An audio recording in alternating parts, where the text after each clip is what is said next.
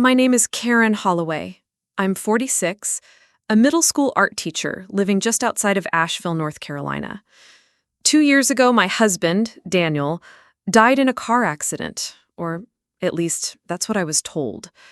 We buried what was left of him in a closed casket on a rainy September afternoon, and I remember the way the rain soaked through my stockings as I stood there holding our son's hand. Caleb was 9 then, too young to understand death, but old enough to watch it hollow his mother out from the inside. That boy's had to grow up too fast, and I've spent every day since trying to hold the rest of our life together with duct tape and sheer will.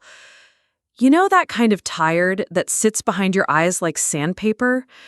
That's the only thing I've known for 2 years. Anyway, this isn't just a grief story. It starts with grief, but it doesn't end there. And before I go further, if you're still watching, take a second to like and subscribe to this channel where we share real-life stories every day.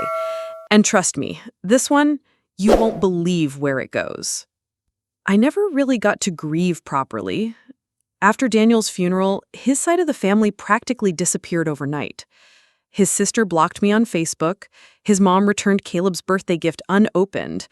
I tried not to take it personally, but that kind of silence feels like a slap. Like they blamed me. Or maybe they just wanted to move on and pretend we'd never existed. So I stayed in that house alone, raising a boy who had his father's eyes, trying to figure out who I was now that I wasn't part of a pair anymore. My hair started graying at the roots. I stopped wearing makeup. Even the cat started sleeping in Daniel's old office like she was waiting for him to come home. One night, about 6 months ago, I caught Caleb watching old videos on the iPad. Daniel's voice filled the living room like a ghost. I didn't say anything. I just stood behind him in the hallway and cried silently into my hoodie sleeve.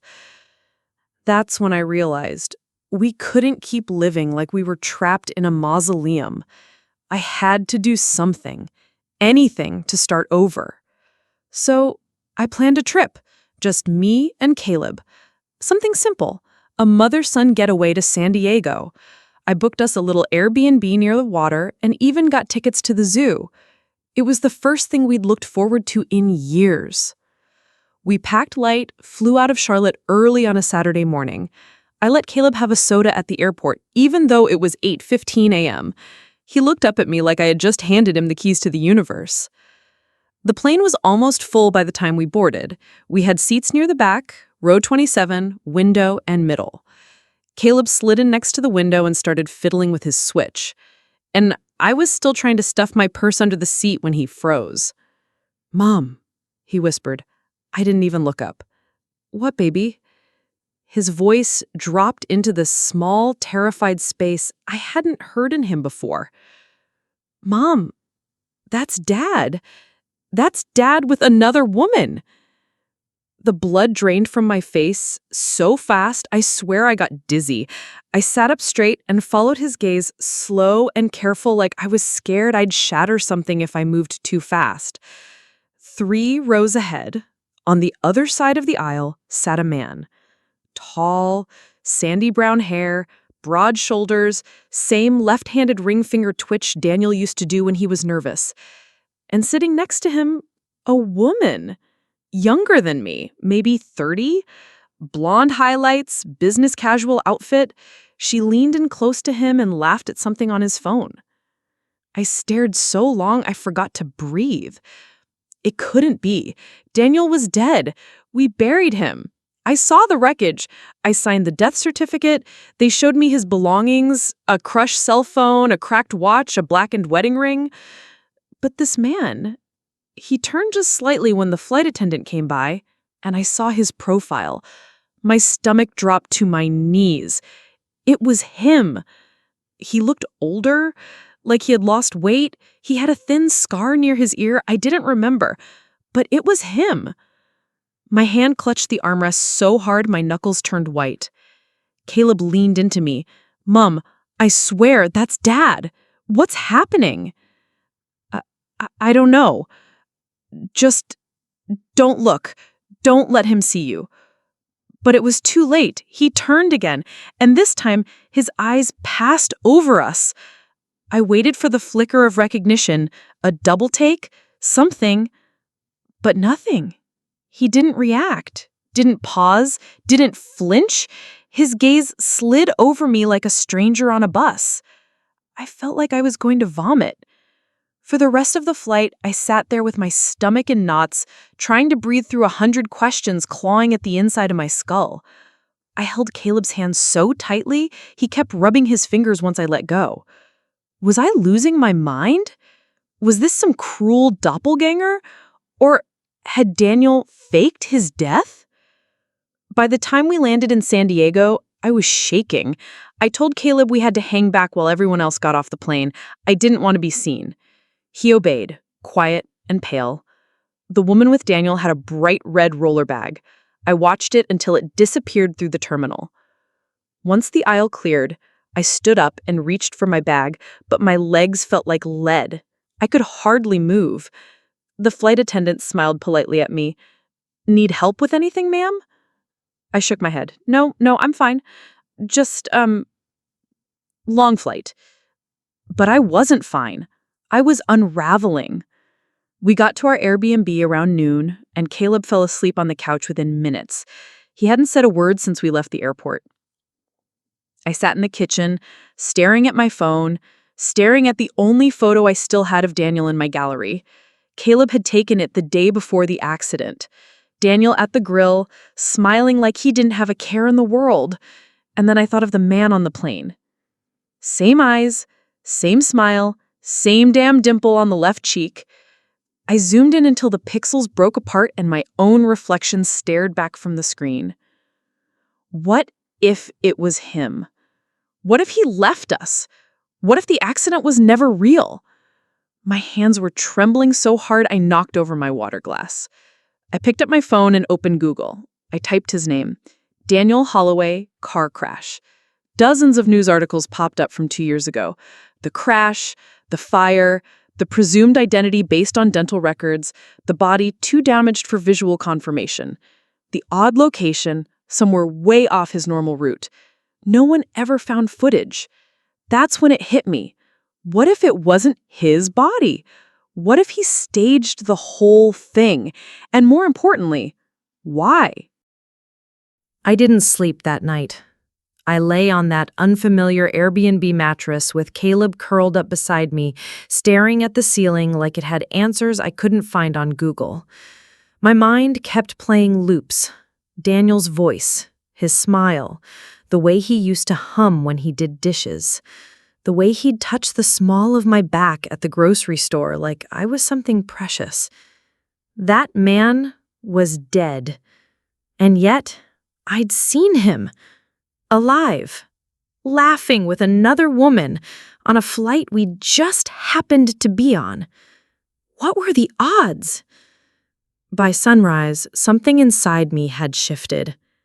Grief had always felt like drowning, but now it felt like I'd just washed ashore, choking and furious and desperate for truth. I wasn't crazy. I wasn't hallucinating, and I wasn't going to spend one more day playing the grieving widow of a man who might have faked his own death and abandoned his child. I made coffee in the tiny kitchen while Caleb snored on the couch. My hands shook so badly I spilled creamer everywhere. I wiped it with the hem of my hoodie without even thinking. Then I opened my laptop. I started small. Hotel searches in the San Diego area. Checked the recent check-ins on Instagram, scanned hashtags like a stalker. Nothing. Next, I ran a reverse image search using Daniel's photo. Nothing popped up. I tried old email logins. His old Spotify account was still active. Last active, 9 hours ago. I clicked it. It showed he'd just listened to a podcast about building a small business. That stopped me cold. Daniel used to hate business talk, said people who obsessed over hustle culture were just scared of dying poor. What the hell was he listening to that for? And then something else clicked. Daniel had always talked about San Diego like it was a dream city, said he loved the air, the surf, the energy. We honeymooned there. He even brought up moving once, right before Caleb was born. I stared at the screen. He didn't just end up in San Diego. He chose it. Caleb finally stirred around 9 a.m. He looked pale, like the weight of what he saw hadn't left him either. "Mom," he said quietly, "do you think maybe it wasn't him?" I walked over and knelt beside him, brushed his hair back. "Sweetheart, I don't know what's going on, but whatever it is, we're gonna figure it out together, okay?" He nodded, but he didn't smile. "Can we still go to the zoo?" I hesitated. Then I kissed his forehead. "Yeah, baby, we'll go to the zoo. But first, I had one more stop to make." I didn't tell Caleb what I was planning. I packed his tablet, gave him headphones, and set him up in the car with snacks. "Just a quick errand before we go," I told him. "Won't take long." I pulled into a parking lot across from the airport Hilton around 10:15 a.m. I had a gut feeling, and I'd learned a long time to trust those, especially when it came to Daniel. I waited, and then there he was. Daniel Holloway, in a blue polo and khakis, carrying that same leather laptop bag I bought him for our 10th anniversary, the one I found burned in the wreckage. He walked out of the hotel, holding hands with the same woman from the flight. She was smiling like a woman in love. I felt my throat tighten. It was him. No doubt. Same walk, same nervous lip bite, same scar on his knuckle from that time he slipped with the hedge clippers. He wasn't a ghost. He was a liar. A coward. A father who left his son to cry over a headstone that didn't even hold his real body. I snapped photos. My hands were shaking so bad they came out blurry at first.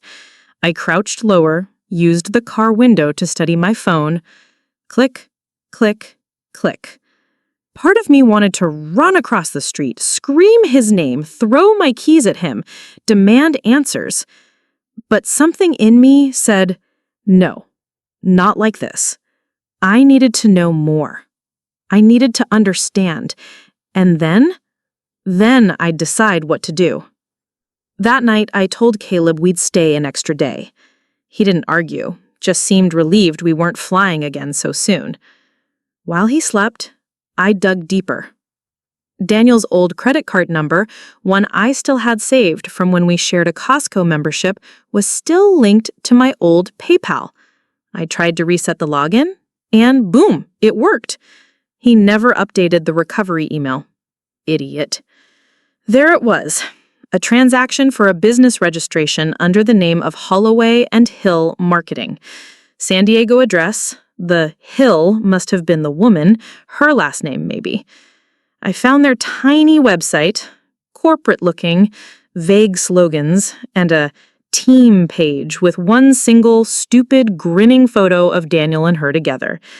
Dan Holloway, co-founder.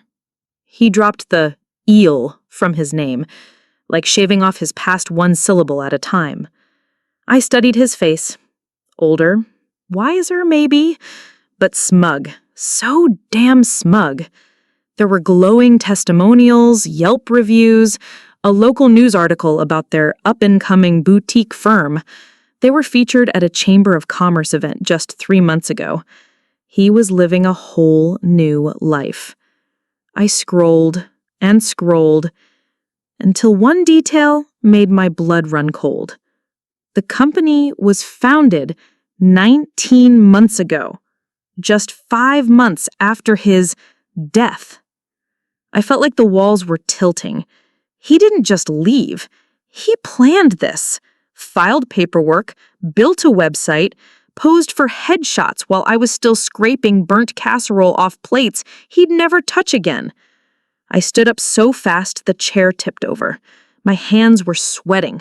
I felt like I was breathing through a straw. This wasn't just betrayal. This was premeditated erasure. I went into the bathroom, turned on the faucet, and stared at myself in the mirror. My face looked unfamiliar, paler, sharper. My eyes were red-rimmed and haunted. I whispered, Why Why would you do this to us? I didn't have answers yet, but I was going to find them. And when I did, he would regret ever thinking I'd stay buried in the past he left behind. The next day, I called in a favor. My cousin Jules lives in La Jolla and works in real estate. She's smart, discreet, and has always had a bit of a flair for petty revenge, especially when it comes to men.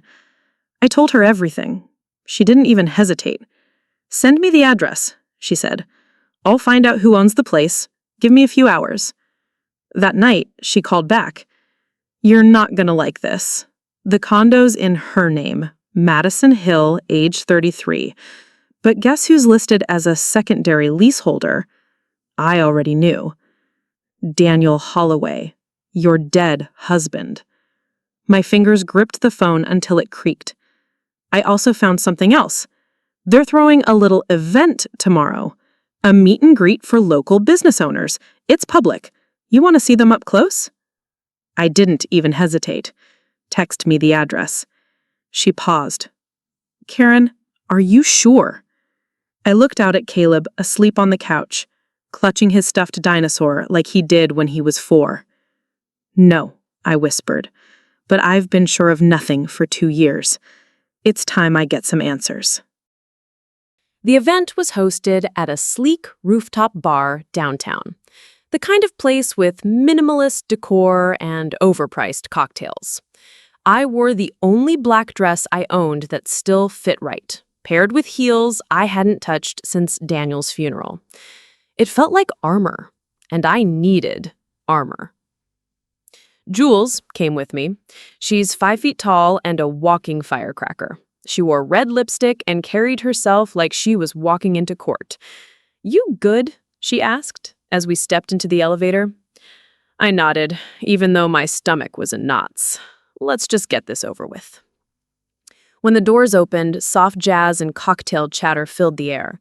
The rooftop was dotted with tables, candles, and clinking glasses. And there he was, Daniel. Laughing, schmoozing, holding Madison Hill's hand like she was his world.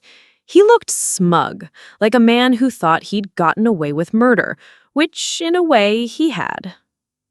I walked up behind him, stood close enough to smell the cedarwood cologne I used to buy him every Christmas. I waited until he finished his drink and reached for another hors d'oeuvre. "Daniel," I said, calm and cold. He froze mid-reach, turned, saw me. His entire body locked up like a deer in headlights. The color drained from his face so fast I thought he might pass out. Madison looked between us, confused. "Do you know her?" Daniel didn't speak. His lips moved, but nothing came out. I took a slow step forward and said, "I buried you, Daniel. I mourned you. Our son mourned you." Gasps around us. Someone dropped a glass. "You faked your death," I continued louder now, my voice cracking. "You left your son without a father. You left me with nothing. And for what? Her? For this?" I gestured around us, this flashy new life he built on lies. Madison's face twisted. "What is she talking about?" Daniel finally spoke. "Karen, please, not here." "Oh, I think exactly here," I said, my voice razor sharp. "You want to build a life in the spotlight? Then let them see who you really are." I pulled out my phone and played the video I'd taken from the car, him walking hand in hand with Madison. Then I flipped to a photo from our wedding day. Same face, same man. More gasps. A couple of people started whispering. Jules stood beside me like a damn bodyguard. "You let your family bury a stranger. Do you know what that did to Caleb? He saw you on that plane. He thought he was losing his mind, but he wasn't. You're just a coward." Madison stepped back, like she was realizing she just swallowed poison. "Is this true?" she asked him. "You're married?" He didn't answer, just looked down, defeated. I leaned in close, my voice a whisper only he could hear. "You're lucky I'm not pressing charges, but I am filing for life insurance fraud, by the way. The policy you left behind, already frozen. Enjoy the IRS. I straightened. Oh, and one more thing. Caleb knows everything, so don't bother trying to contact him. You made your choice, and we're done being haunted by it. I turned to leave. The crowd parted for me like I was royalty or a grenade. We flew back to North Carolina the next day. I didn't speak on the plane, didn't even cry. But when we got home, I did something I hadn't done in years. I slept through the night. No nightmares, no waking up with that empty feeling in my chest. Just sleep. The fallout came fast. Madison's brother apparently worked in finance. She filed a report the same week. I heard through Jules that Daniel's business was frozen within days. Turns out he'd funneled a good portion of his startup capital from the life insurance payout. Insurance fraud, identity falsification, faked death. It all stacked up. He was arrested 3 weeks later. The trial hasn't happened yet, but I'll be there. I'm not doing it for revenge. I'm doing it so Caleb sees, once and for all, that the ghosts don't win. A few months have passed since then. Caleb's in therapy now. It's been helping. He started drawing again, comic book stuff mostly, but there's life in his sketches now, energy. And me? I took a leave from teaching. Used the time to finally fix up the house. Painted the kitchen, replaced the sagging fence, even planted tulips out front. Jules keeps trying to get me to date again. I'm not there yet, but I'm starting to look people in the eye again. Smile at the grocery store. Breathe without it hurting. I'm learning that healing isn't about getting back what you lost. It's about letting go of what never should have stayed. Daniel didn't just leave. He erased himself. But in doing that, he gave me the one thing I never had before. A clean slate. I don't feel weak anymore. I don't feel haunted. I feel free. Sometimes the dead don't stay buried, but that doesn't mean you have to stay buried with them.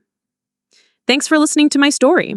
If you've ever had to rebuild after betrayal or faced someone who thought you'd stay broken, I'd love to hear your journey.